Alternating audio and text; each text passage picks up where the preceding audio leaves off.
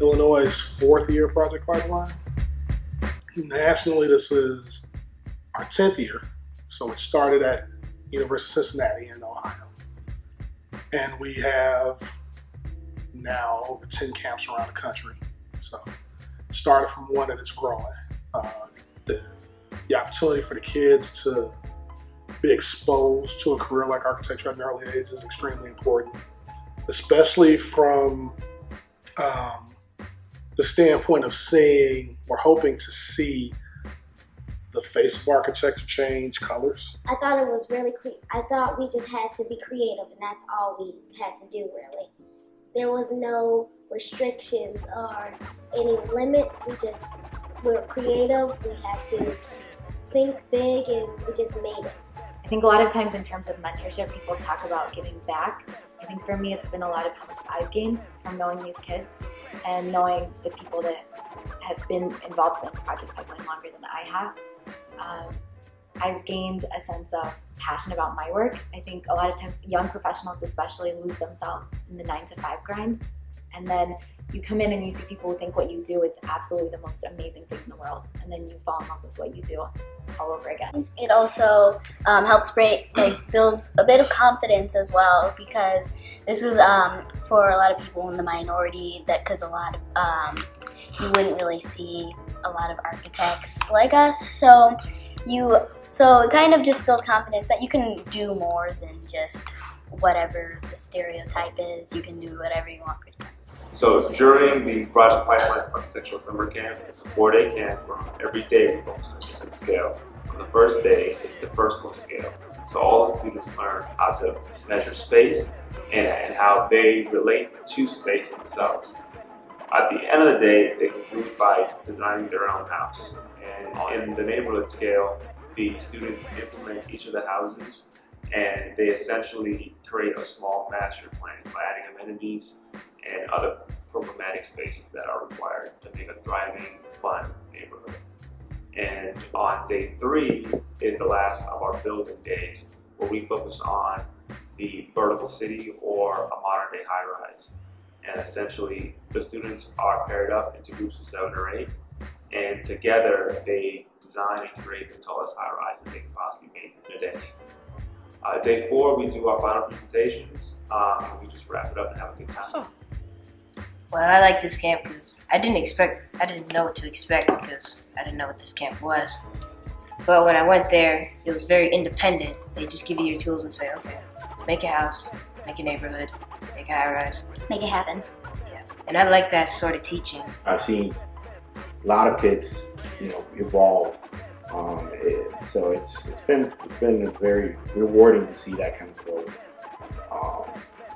I don't know. I think from my standpoint, I get a lot of pride to talk about this when I talk to my friends and I talk to my peers of seeing how these kids are growing, how to show it for them. So I guess from the standpoint of this program, I got to commend the organization, Oz and Jason. You guys have done a great, outstanding job putting this together and making it what it is today. So it's good. Hopefully this is the step for something bigger. What are skills that you think make a good architect? Creativity. Patience. Math.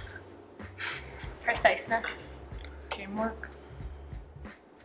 I wanted to bring Project Pipeline Camp to the university because we have a wealth of architecture here and landscape and just really cool, exciting stuff for kids to see. And as an introduction to architecture, why not have it in such a unique space? Partner with great organizations like I-NOMA to invite members of the community into this building from across Chicago, but particularly the South Side, around all different types of art, whether it's architecture or music or film or theater or visual art. I learned that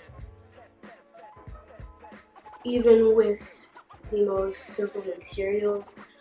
The way you use a space is just so unlimited, and you don't even need to think about where the space is or how the environment around the space is.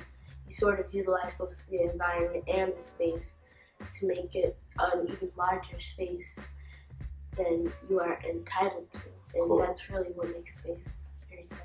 I think that the camp is something that is amazing for many different types of children of all age groups to do, just because the way that you're presented with information isn't juvenile, saying per se like you're being hit with this information in a way that's too advanced, or you're being hit with it in a way that's undermining how much intelligence you already have. And they really know where you're at, and they ask, and they don't literally ask you, but literally you're already presenting to them how much you can do for the entire program itself. The best thing about Project Pipeline, in my opinion, is exactly that. I mean, it's a pipeline. That's exactly what it is. And so for the students who are in middle school, 6th, 7th, 8th grade, they're getting a chance to work with high school students who are interested in pursuing architecture and design. They're working with college students who are currently studying architecture, pursuing their degrees, and then they're also working with professional mentors who do this as a profession, who do this every day.